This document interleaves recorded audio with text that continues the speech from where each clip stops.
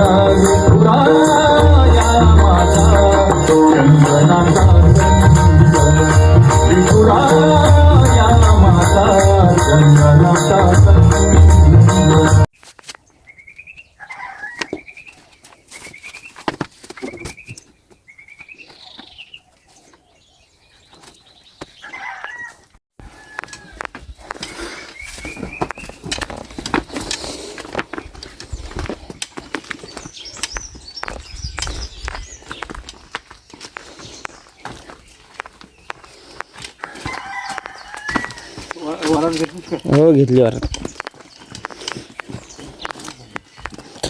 त्रिपुरा परी कासे परी, त्रिपुरा परी कासे परी, चक्रावरी पंढरी हो चक्रावरी पंढरी, दोघे सारखे सारखे, दोघे सारखे सारखे, दोघे सारखे सारखे, त्रिपुरा परी कासे परी, त्रिपुरा परी कासे परी, चक्रावरी पंढरी हो चक्रावरी पंढरी, दोघे सारखे सारखे, दोघे सारखे सारखे, दोघे सारखे सारखे. हा आमचा पिंट्या पिंट्या हाय खालठेवता मोबाईल खालठेवता द्या. तो आमचा कालू गावाला, हे आमचं कालू हे हे हे. इकडे हा नांगर आणि जो काढ. Hey my father is my grandfather. हे इकडे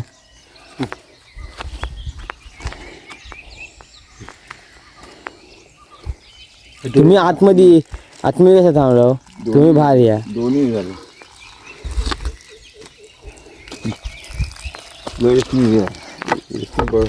दोघांच्या निघाले ते लूज झाले.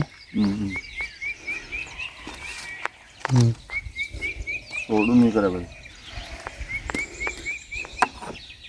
लय लूज कुठं आडा काय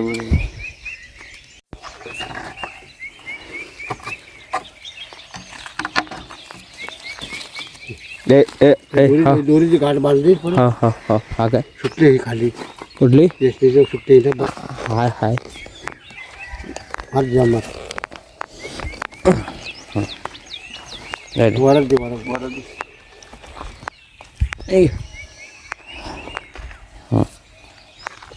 तर आपल्या या नॅचरल बॅकग्राऊंड समोर कॉपीराईट आणि नॉन कॉपीराईट दोन्ही म्युझिक फेल आहेत. पक्ष्यांची किलबिलाट आणि मस्त चिमणी वरटते, पाखरं वरटत आहेत. एकदम सुख स्वर्ग म्हणतात ते आपलं कोकण. आणि एकदम शांतता आहे सगळीकडे. आणि सकाळचे वाजतात आता 6:30 वाजतात. आणि आमची डाळ किती वाजता होते ते बघूया आपण. कुठली डाळ घ्यायची पहिली? हो हो हो हो.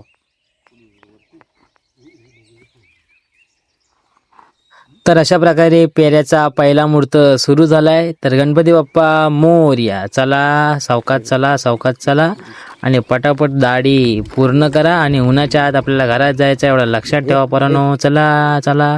ही पण हे बेटा चल चल चल चल चल. चल अरे चल, अरे चल, अरे अरे अरे अरे अरे अरे अरे चल लवकर. चल चल चल चल चल चल. अरे इकडे तिकडे वावरतात ना.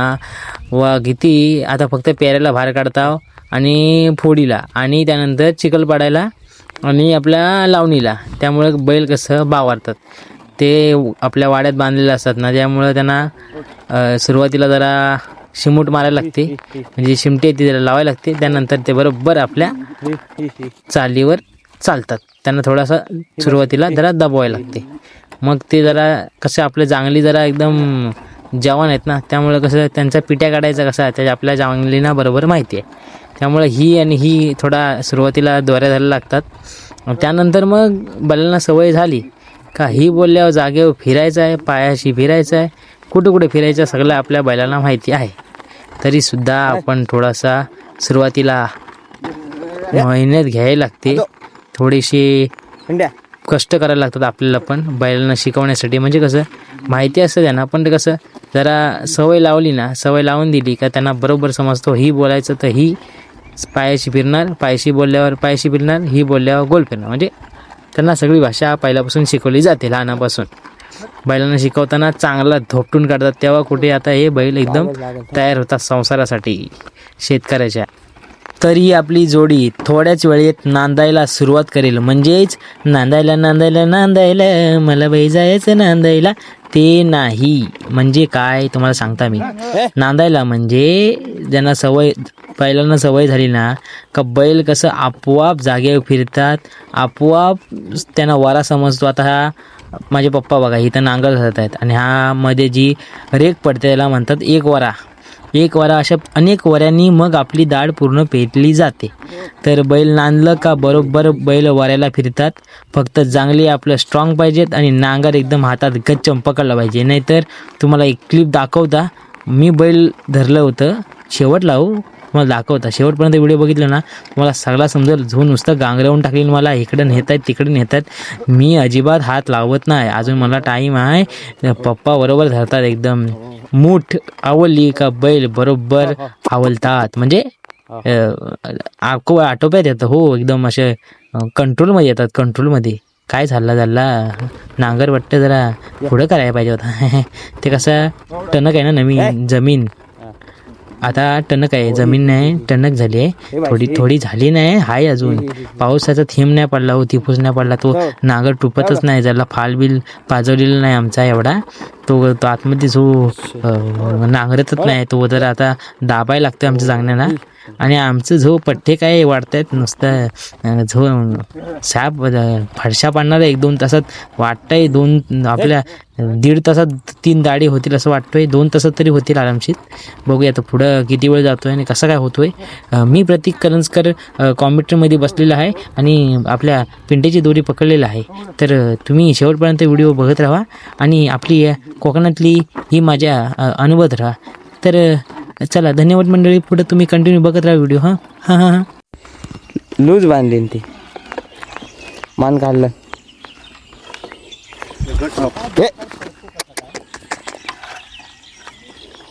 तुमचं झालं बाबानो पेरा काय हो बाबनो बाबनो हो पेरा झाला काय आला. मामा आला होता काय. मामा आला होता.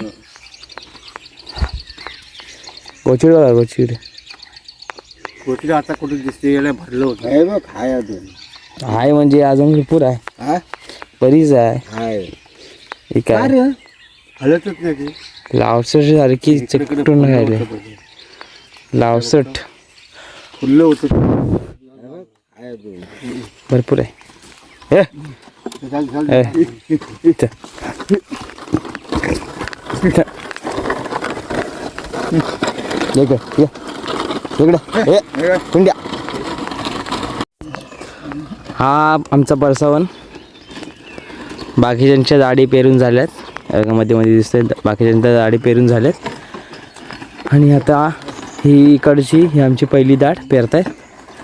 तर तो तिकडचा राऊंड मारून झाला, म्हणजे तिकडचा तो जेवढा आहे तो नांगरून झाला.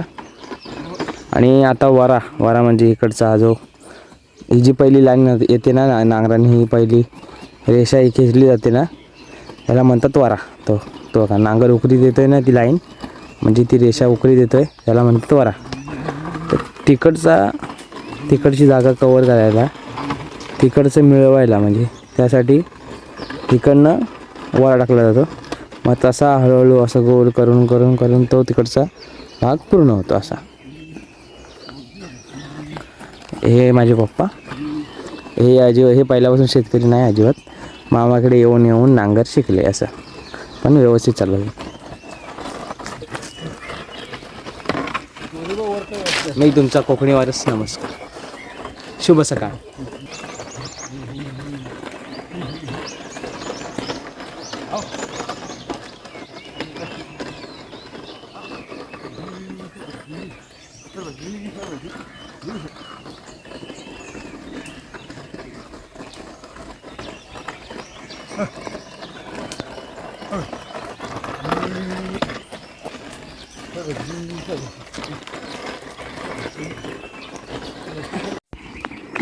तर आता इथं आपली डाळ पेरली जाते. आणि इकडे बघा, वाऱ्याला वारा पडला आहे, वाऱ्याला वारा पडला आहे, वाऱ्याला वारा पडला आहे. वारा म्हणजे काय, तिकडं ते नांगरतायत, तो नांगरताना जो ती रेषा येते ना त्याला म्हणतो वारा. तो मग इकडनं पण नांगरला जातो, तिकडनं पण नांगरला जातो. मग तो जो दाणा आहे, म्हणजे जो आपला भात आहे ना, तो बघा तुम्हाला झूम करून दाखवतो बघा, तो बघा.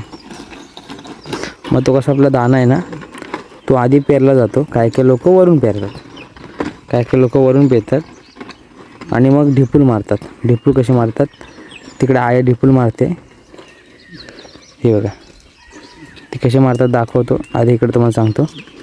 हा वरा पडला ना, असं किती वर आहेत बघा, मोजू शकत नाही, म्हणजे कसं मिक्स झालेत असे वरे पडतात. आणि मग ही डाळ अशी पूर्ण पेरून होते.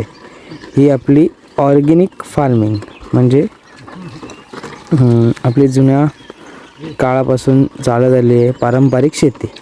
ऑर्गेनिक फार्मिंग ही आपली पारंपरिक शेती, ऑइल फ्री शेती. ना ग्रीस, ना प्रदूषण, नाही म्हणजे ग्रीस म्हणजे तेच ना, डिझेल ना प्रदूषण होतं आहे, ना कुठला धूर येतो आहे, काय नाही, एकदम पारंपरिक शेती आहे आपली.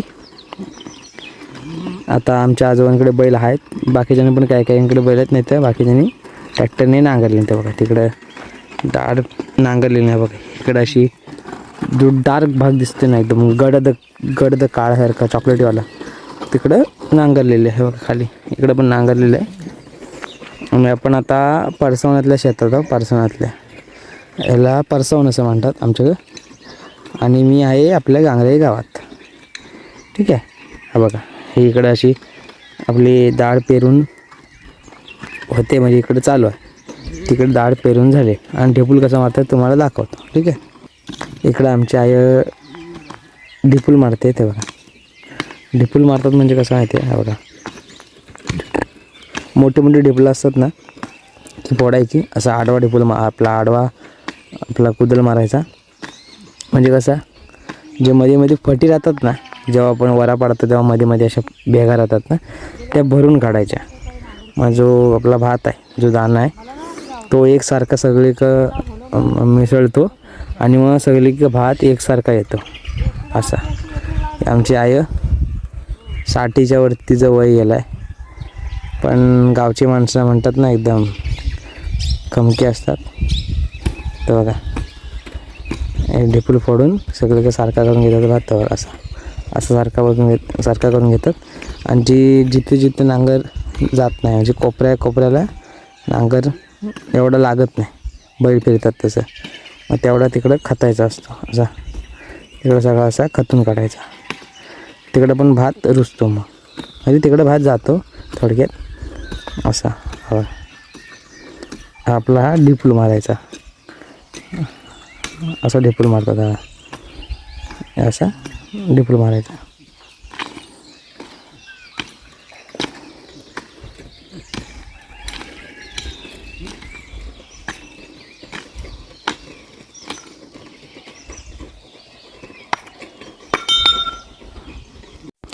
तर हा आपला भात, हा बारीक भात बोललो मगाशी. रत्नागिरी 8 बरेच जण करतात आणि भाताचे प्रकार भरपूर आहेत. इंद्रायणी आहे, रत्नागिरी 8 आहे आणि बासमती आणि बरेच आहेत भाताचे प्रकार. कांदा टाकला जातो कारण का बरकत येते असं म्हणतात, पण कांदा हा टाकला जातो. आणि ही आपली एन्व्हायरमेंटल फ्रेंडली शेती म्हणजे नांगरणी. एन्व्हायरमेंटल फ्रेंडली नांगरणी सुरू आहे. अरे बापरे, पायात रशी उतरली निघाली. गडबड गडबड गडबड गडबड गडबड गडबड गडबड. असा शेतकरी एकटा असला का मग अशी गडबड. म्हणजे हे माझे पप्पा आहेत, आमचे वडील. तर हे इकडे म्हणजे आमच्या पप्पांकडे तरी काय असं नांगर वगैरे धरले जात नाही, म्हणजे पहिल्यापासून शेती नाही करत. मामाकडे शेती करतात, मग तिकडे इकडे येऊन येऊन येऊन शिकले नांगर धरायला आणि एकदम आता व्यवस्थित नांगर धरतात. दाढ पेरायची म्हणजे व्यवस्थित करायला लागते, कारण का अजिबात असं कुठं ही नाही सुटला पाहिजे, म्हणजे अशी जागा नाही सुटली पाहिजे की तिथं नांगर घुसला नाही किंवा नांगराने तिथे पूर्ण असा खतून ठेवला नाही. असा कुठली जागा अशी रिकामी सोडायची नाही, म्हणून दाढ व्यवस्थित पेरायची असते तेवढी. कारण का तिथं पहिला आपला भात आहे तो रुजतो आणि तिथला रोप आपण दुसरीकडे चोंड्यात लावतो. हा चोंडा आहे सगळा आपला. चोंड्यात तर बारीक बारीक तुम्हाला दाखवतो मूठ हे बारीक बारीक लागले ना, इथं हा भात लावलेला होता. आता परत पाऊस पडल्यावर परत भात लावलेला होईल, म्हणजे पाऊस पडल्यावर परत भात लावून होईल. इथं हा बघा समोर दिसतोय ना बारीक बारीक बारीक, तो भात लावलेला होता आधी, कापून झाला. हा आपला ऑर्गॅनिक खत, शेणखत. हा बघा, हा पुरा खत आहे, शेणखत आपला. हा इकडं हा मेन इकडं आहे. डाळ भाजतात आणि डाळ भाजतात का काय तो आपला जो रानटी हा वाढतो ना, हा बघा असा हा रानटी सगळा वाढतो ना, हा रानटी पुरा भांबरूट हा भांबरूट वाढतो ना, तो जाळून टाकायचा सगळा. मस्त जमीन आहे ना ती आपली ही होते, सुपीक होते. अजून सुपीकच आहे पण अजून जरा ती भाजली जाते, त्यामुळं काय असा भाताला रुजायला सोपी जाते थोडक्यात. आणि हा सगळा शेणखत आहे, हा चोंड्यात टाकलेला सगळा शेणखत आहे. हा बघा पुरा हा आपला शेणखत चोंड्यात टाकला जातो आणि इकडं बेड होते आणि फोड होते.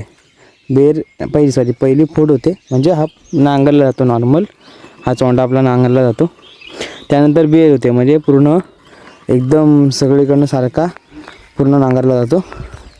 हा बघा ह्या पुढच्या चोंड्यात पण शेणखत आहे. तर मेन कसा आहे, ह्या चोंड्यातच भात लावतात आणि भात रुजतो इकडं, आणि भात रुजला का मग त्याचा आव्हान होतो.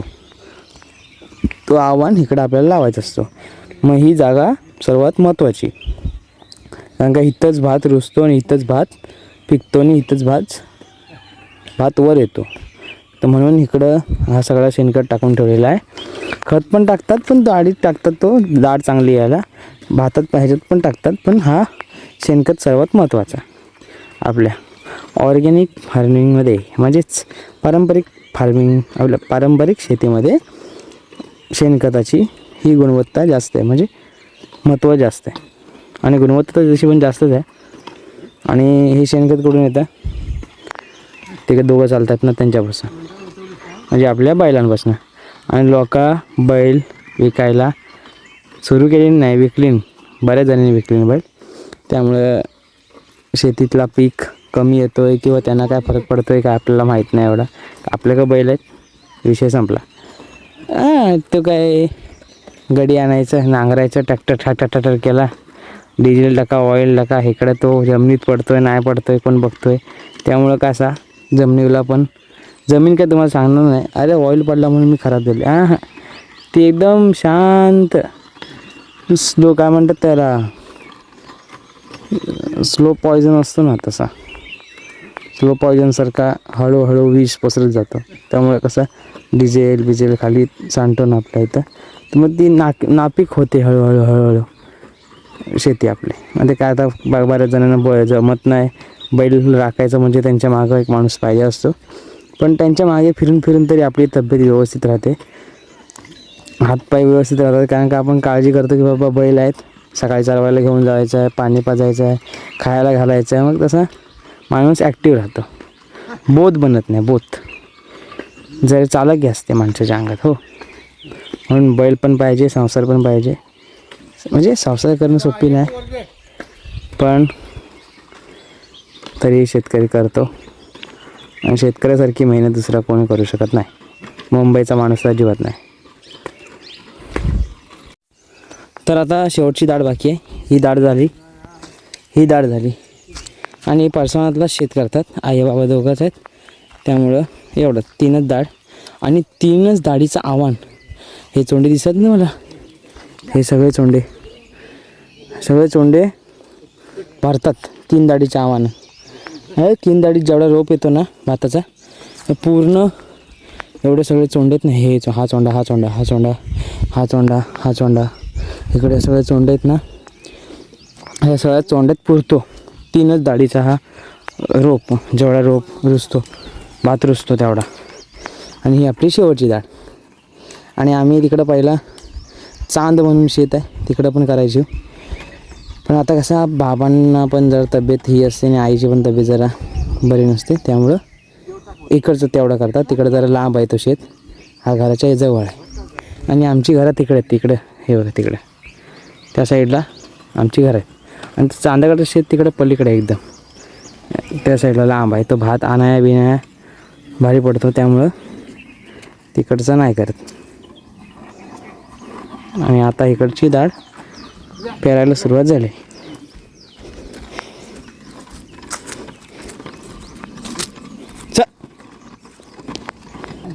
धरा हवी दोरी बांध घेता. हां काय कडक आहे. हां पाऊस पडला असता जरा जमीन नरम झाली असती. सुक्याचा पेरा असतो ना, हां वरती सुक्याचा पेरा लगेच वर येतो भात तापतो ना. हां तो वाल्यात पेरल्यावर काय गिचगिच होतो. हा तो हे होतो, भिजतो ना भात.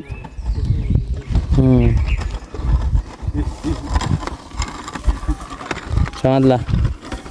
ही शेतकऱ्याची म्हणजे नॉलेज म्हणतात ना सगळं. म्हणजे जमीन आता भात ऊन पडतं ना, भात कसं एकदम कडक राहतो, एकदम टणटणीत. हां आलो, मग तो लगेच भात वर येतो. हो असा पाऊस. हा वरा टाकले ना बघा, इथं मध्ये वरा टाकले.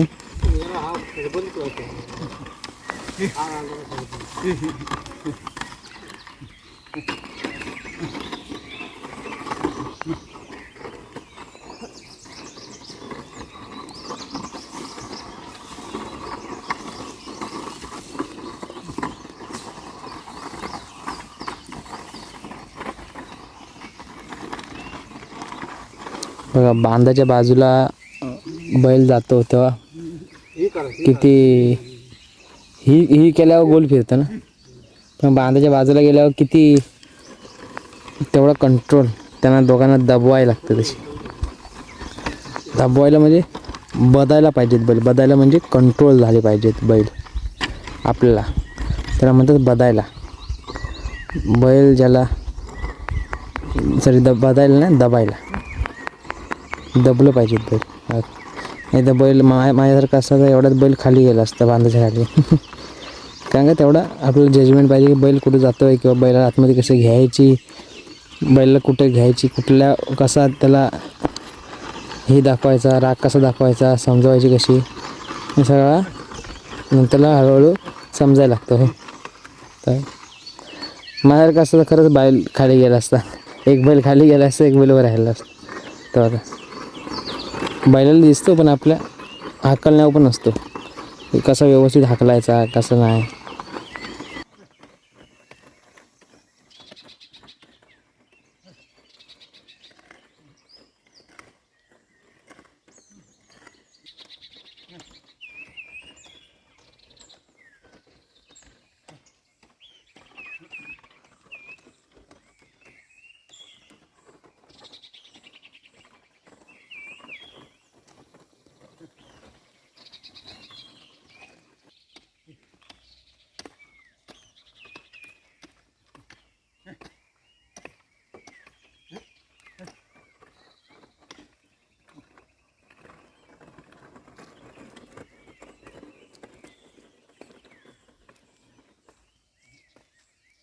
तर मित्रांनो, अशा प्रकारे आपण सकाळी 6 वाजता सुरुवात केलेली पेरायला आणि आता वाजलेत 9 नाही, आता वाजलेत 8. तर आपला पेरा आपल्या 2 तासात पूर्ण झाला आहे आणि आपला टार्गेट झाला आहे पूर्ण 2 तासात 3 दाढे. आणि आमचे वडील म्हणजे माझे पप्पा हे एकदम फास्ट नांगरलीन आणि आपला पेरा पूर्ण झाला. तर मित्रांनो, अशा प्रकारे आपली पारंपरिक शेती म्हणजेच ऑर्गॅनिक फार्मिंग झाली आहे आणि आता घरात जातो. आणि असं शेतात घाम गाळला ना एकदम मस्त. सकाळी लोक योगा करतात आणि एक्सरसाइज करतात, सगळं करतात. इकडे सकाळी आम्ही 6 वाजता आलेलं आहे. 6 वाजता आलेलं आहे आणि 6 वाजल्यापासून जी एक्सरसाइज सुरू आहे ते आतापर्यंत सुरू आहे. म्हणून गावचा माणूस फिट आणि धीट आहे. मग तर ही आपली पेरणीची व्हिडिओ तुम्हाला कशी वाटली कमेंटमध्ये नक्की सांगा. आणि शक्य म्हणजे सर्वात जास्त ऑर्गॅनिक फार्मिंगला म्हणजेच पारंपरिक शेतीला भर द्या. काही काहींना नाही जमत तरीसुद्धा ते शेती करतात, ही मोठी गोष्ट आहे. नाही तर बरेचसे शेत वासार पडले तसंच तरी ते शेती करतात त्यांना जमूनसुद्धा. तर त्यांचे पण एकदम त्यांचं खूप कौतुक. तर ही व्हिडिओ तुम्हाला कशी वाटली कमेंटमध्ये नक्की सांगा. व्हिडिओला लाईक, कमेंट, शेअर आणि आपल्या यूट्यूब चॅनलला सबस्क्राईब करायला विसरू नका. धन्यवाद. गेल्या वर्षी मध्ये एवढा असा दाढ काढली, बरोबर चालेल. जेवाय माणसा गेली ती बाता म्हणतात ना, आता पण खरं 2 बायका यायला की जरा आव्हान काढाय पण खरं मालवणीत गाजाली म्हणतात. गवताला हात नाही आपल्याकडं गप्पा मारतात, गप्पा म्हणतात.